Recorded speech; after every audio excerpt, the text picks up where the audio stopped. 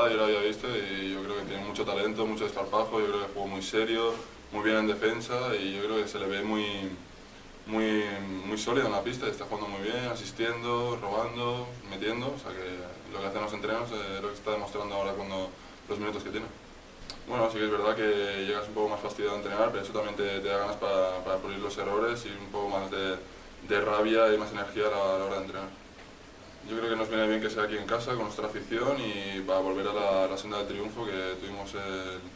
allí la derrota en Fuenlabrada y aquí en Barcelona, que a priori también era un partido complicado, un equipo de Euroliga, tanto como es el de Unicaja, y eso, cogerlos, que ellos tienen partido de Euroliga esta semana y nosotros correrles y jugarles nuestro juego. Yo personalmente creo que tenemos que mejorar la defensa, no creo que sea errores de ataque porque estamos anotando mucho contra el Barcelona, anotamos 80 y algo puntos y es más eso, fijaros en la defensa y pulir los errores.